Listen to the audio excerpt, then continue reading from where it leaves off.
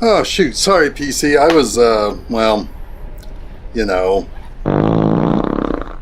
Yeah, I had Taco Bell for dinner, and that stuff, really does number. Anyway, so I'm sorry that was a tad bit tardy. I'm curious why Nurse Disembody didn't start without me. What do you mean she's not over there?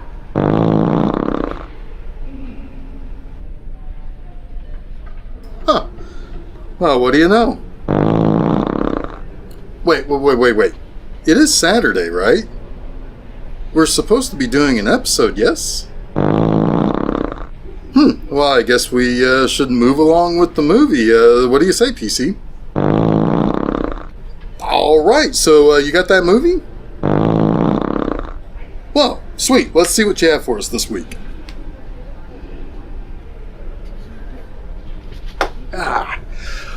Alright, now that we've got all that, I want to welcome you all to a new episode of B-Movie Enema the series. I'm Jeff Arbuckle. This down here is the great B-Movie Poop Shoot, who just sent us this week's movie through his semi-magical, probably mostly scientific portal. And, anyway, typically we'd have Nurse Disembody over there helping out with stuff, but seems as though she's not here.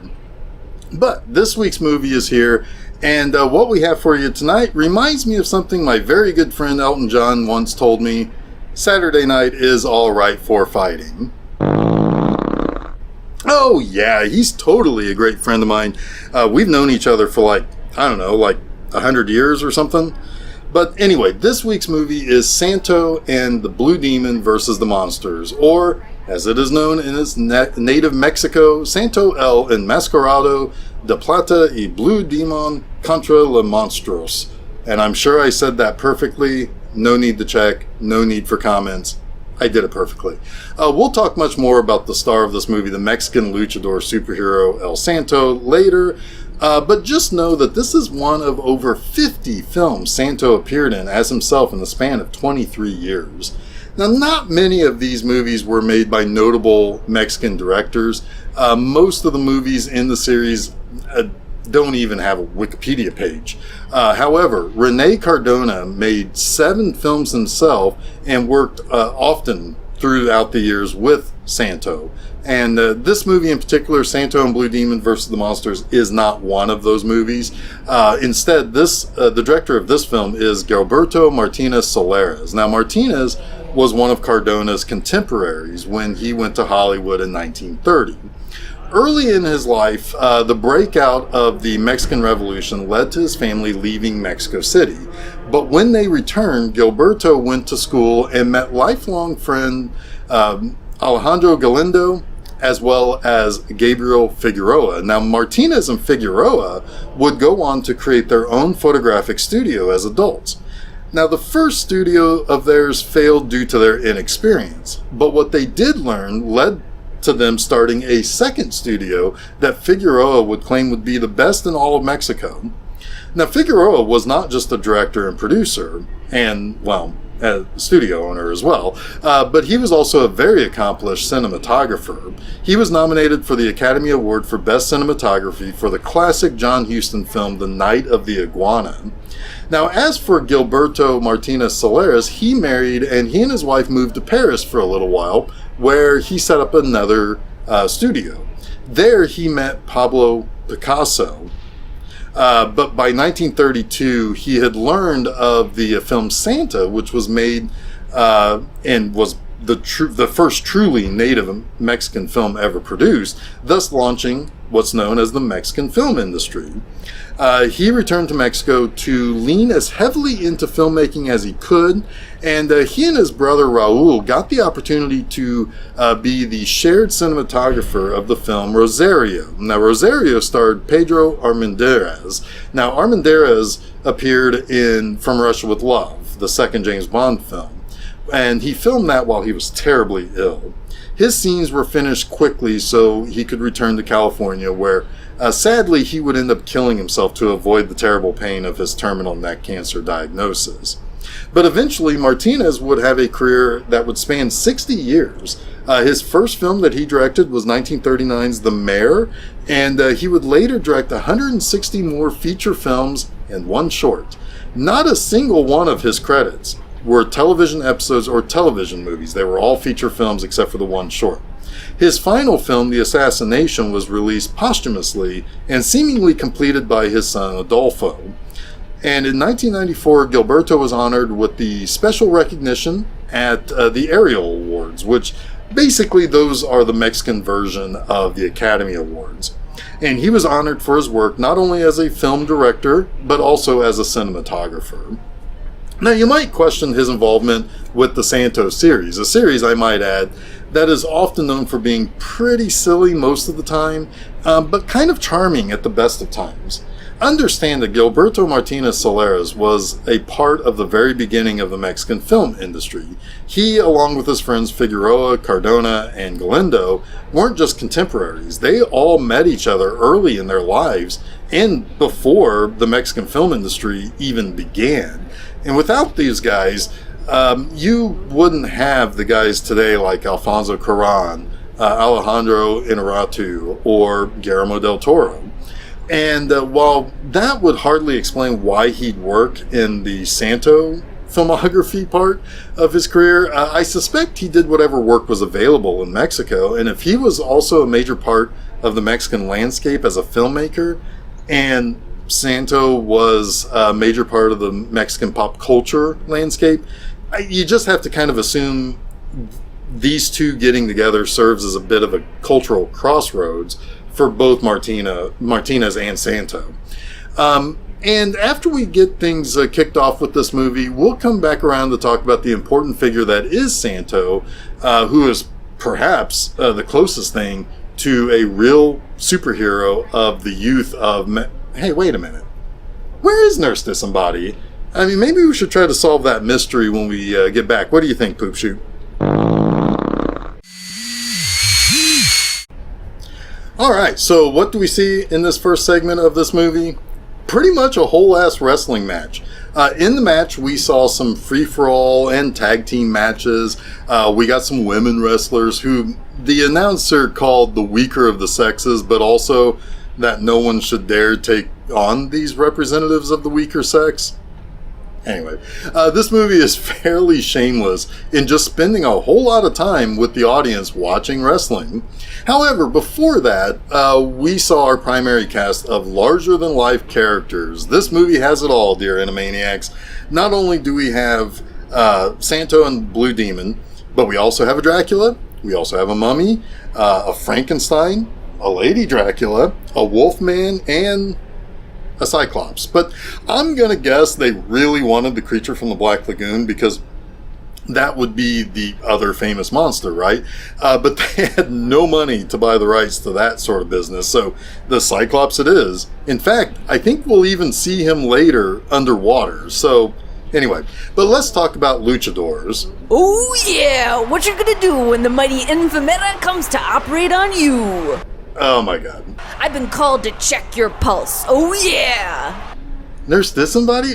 Why are you at a wrestling match? What does that get? Oh yeah, Santo movie. Oh yeah! Who is this Nurse Disembody you are talking about, Mean Jeff? Is she my next opponent?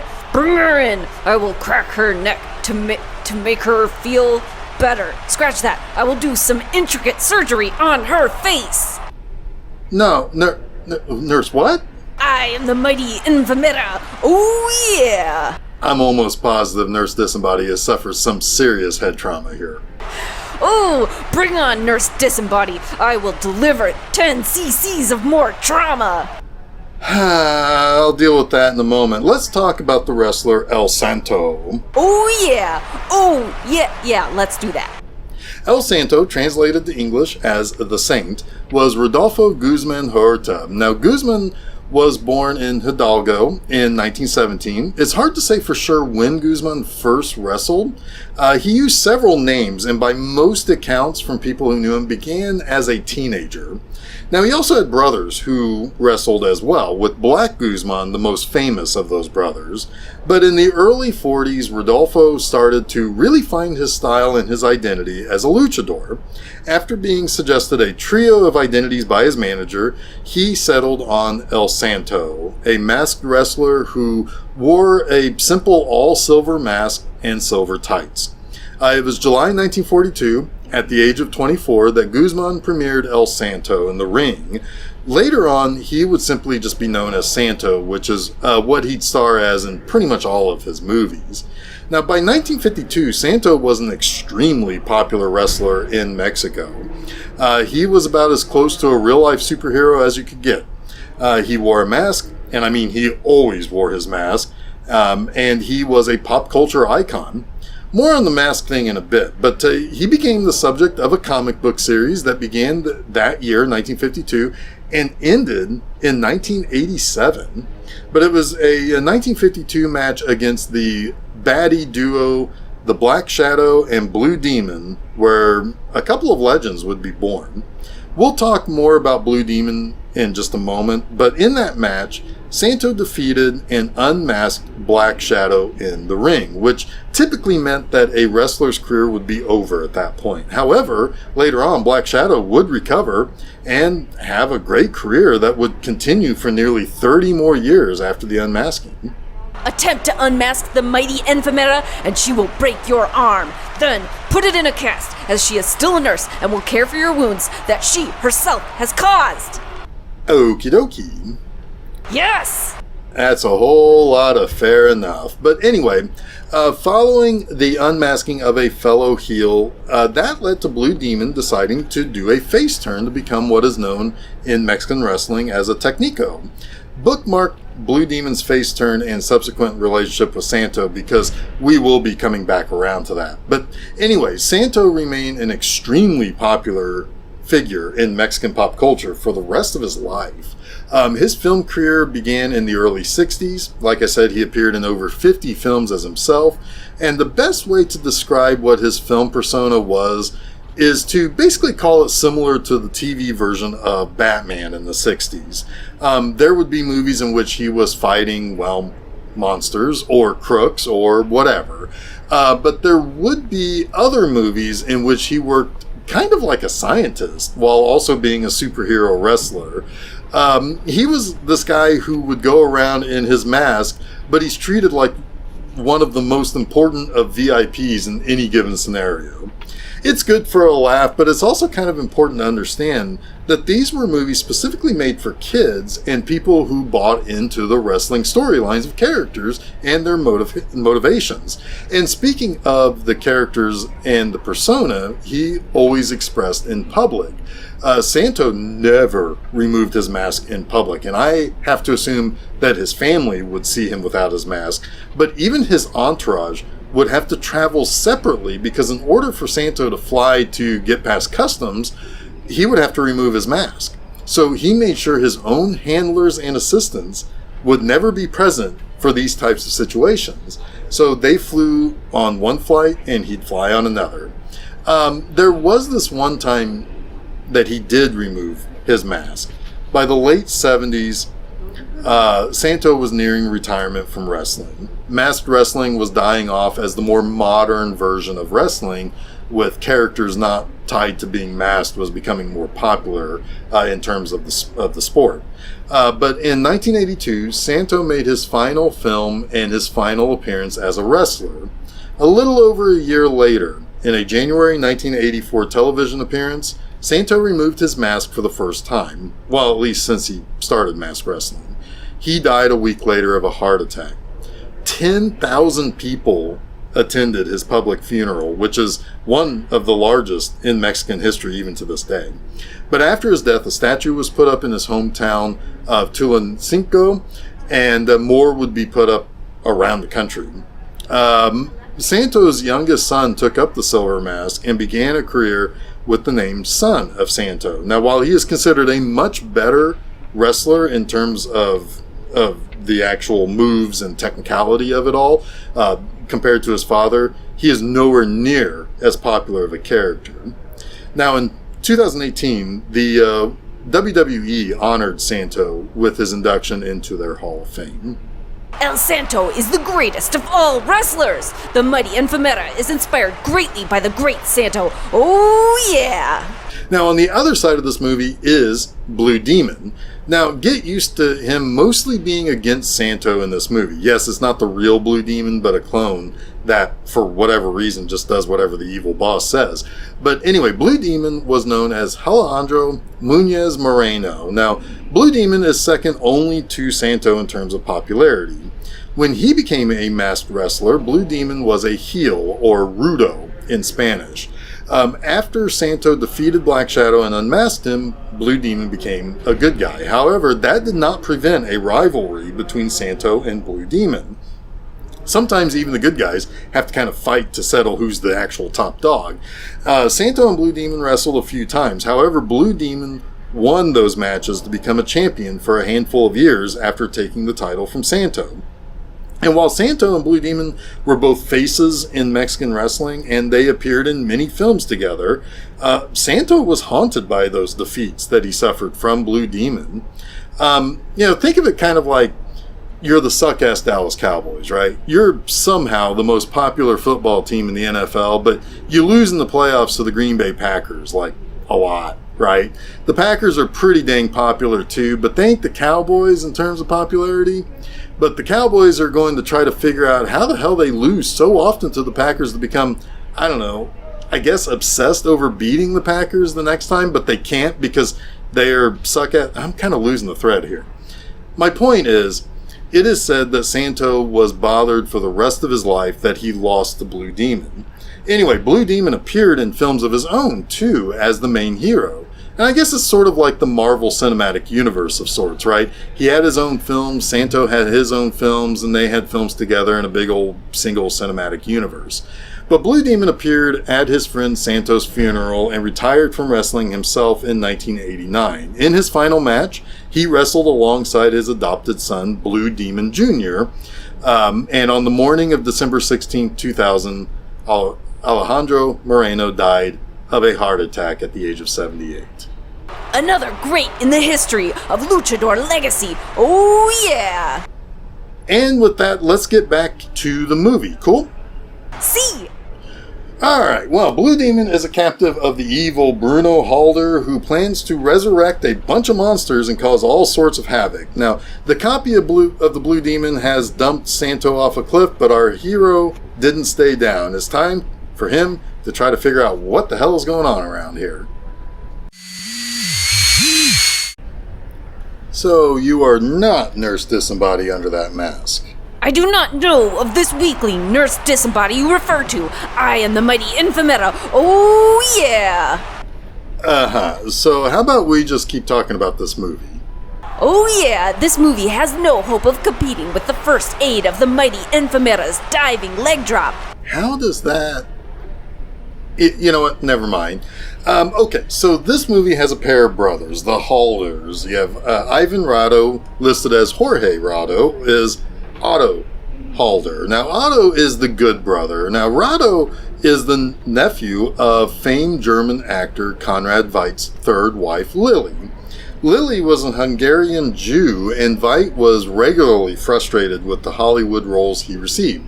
Ivan would actually shed light on this, that Veidt was just disgusted, and all of this ultimately led to he and Lily moving to England and leaving Hollywood behind because he was so often being cast as Nazis and stuff like that. So Ivan had all the inside scoop on that. However, Ivan was born in Mexico, but also lived at times in the United States. In fact, when he passed away in 2018, he was living in Seattle. He worked on some fairly recognizable things. He appeared in a few Santo films and a Blue Demon movie as well. However, his American stuff is really recognizable. He appeared in 1985's Mask as Dr. Rudinsky. Later, he appeared in the Full Moon movies Puppet Master 2 and Subspecies. But in 1988, he played Zimmerman in the all-time classic Mac and Me. The evil brother was played by Carlos Ancira. Now, Ancira has a face that looks super familiar. Like, have I seen him in other movies of this era? But the answer is actually decidedly no. But he has that great look to him that makes him fulfill his role as a mad scientist and evil doctor perfectly. But despite the fact that I don't know anything else that he worked in, despite how familiar he was to me, he worked a lot. While he technically only has 67 listings on his IMDb page, you'll find 180 episodes of one series here, 154 episodes of another series there, 174 more over there, and another 103 over here. If you were to add together all the episodes he appeared in during his acting career, I would think it would have to be over 1,000 TV episodes of various series. Anyway, Ancira also has my favorite line in the movie, in which he doesn't swear to God he'll do a thing, he swears to hell. That's pretty metal. That reminds me when I once took on the evil of the Bride of Diablo, the Lucha Dolores. Ooh, she thought she could take down the mighty Infamera, but she didn't know how I had the power of goodness and light on my side with each headlock I put her fat head into. Ooh, yeah. Yeah, cool story. This movie is lousy with holders because we also have Otto's daughter, Gloria, played by Hetty Blue. Now, Gloria is apparently Santo's regular Saturday night thing. I do like that this movie spends no time whatsoever to explain anything.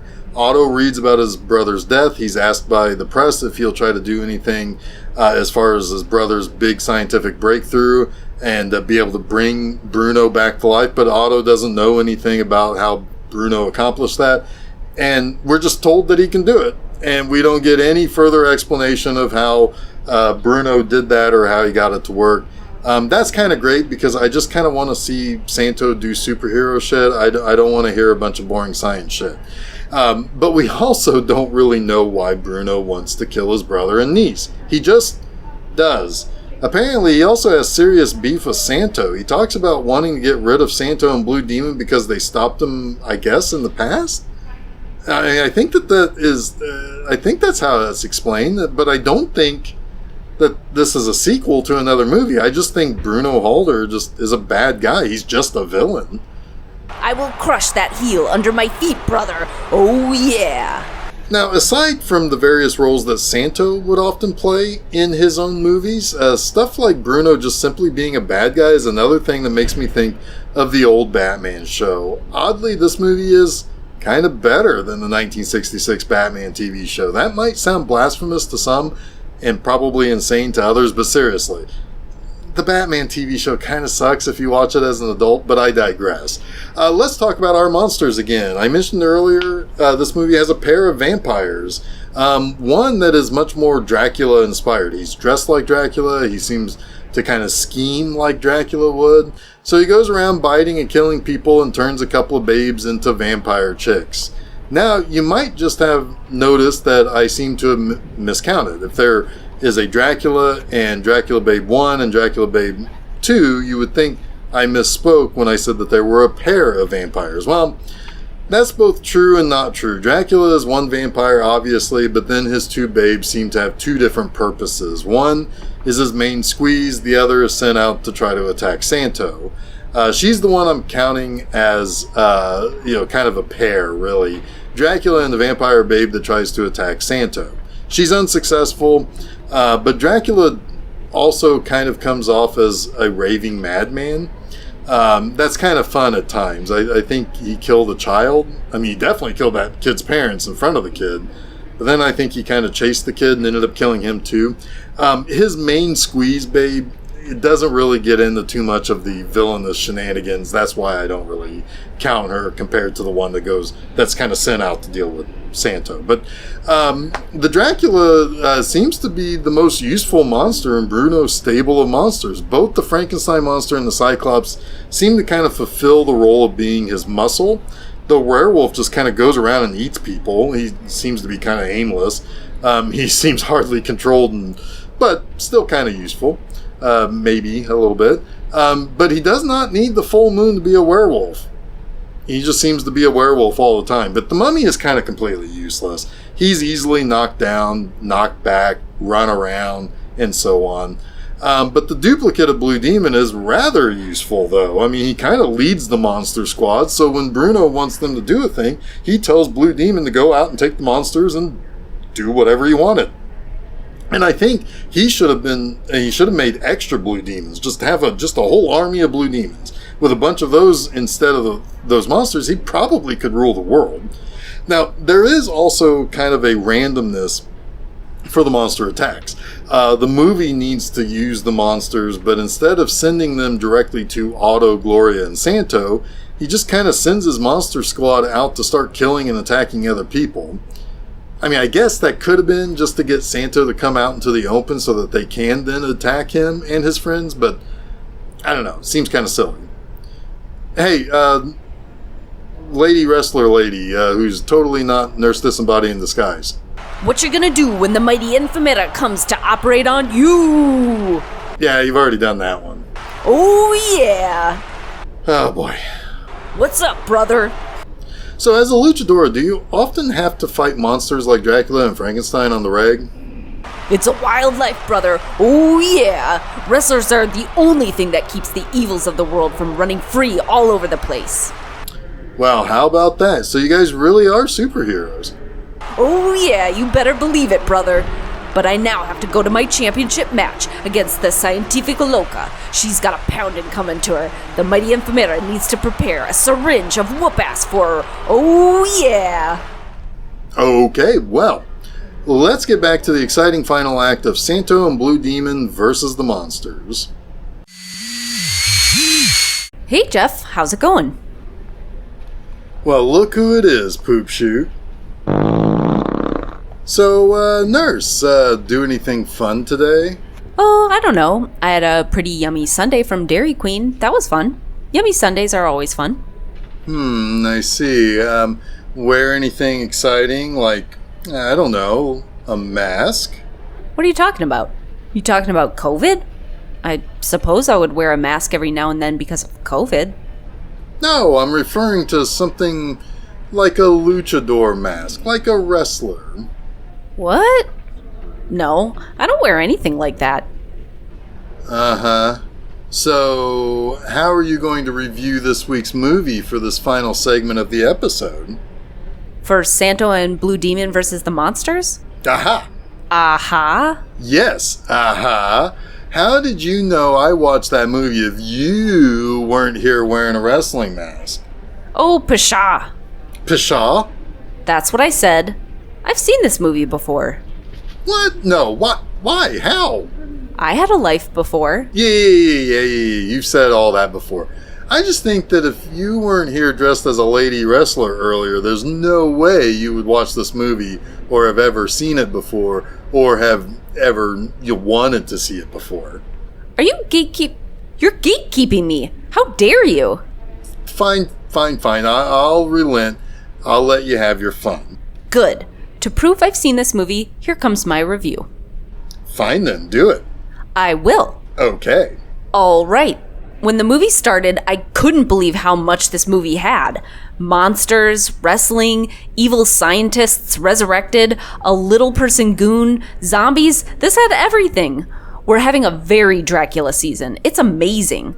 The low budget is so adorable and amazing. Like, the little goon is maybe a hunchback, but it looks like they just put a pillow under his shirt. How great is that? I worried I would wake up at some point and find out that this was just a fever dream. Did I really see a pretty sleepy Frankenstein? Was there a whole scene with a dance number? Did a guy take a boot to the face and get his head crushed? Gee, I sure hope so, but I wasn't sure it was a real thing. Then this movie also had a duplicate machine, just like the Three Fantastic Supermen movie. How random is that? Pretty sure everything was filmed during the day, so I guess they needed a smoke machine to differentiate day and night. Maybe? I don't know, and I don't think I care. This movie was amazing. Santo is awesome. He made me truly believe that good will always triumph over evil. The mad scientists, the silly props and crazy costumes, practically no budget, and the plot was not there. Like, at all. But the fighting and the crazed monsters made up for everything. 5 poops out of 5. And you weren't here as a character calling herself the Mighty Infirmera? What? No. There was a badass lady wrestler here earlier? She sounded a lot like you. So? A lot of people sound like me. She had your same eyes. It's not like I'm the only blue-eyed person on this planet. Yeah, I guess. Oh yeah! The trauma nurse! You are the greatest warrior in all the land! I need your help! The Scientifica Loca has gotten help in a tag team championship match from Queen Apocalypse, the queen of the wasteland! I need your help! Oh yeah! Hell yeah! See you later, Jeff! I gotta go help this badass chick kick some ass! Oh yeah!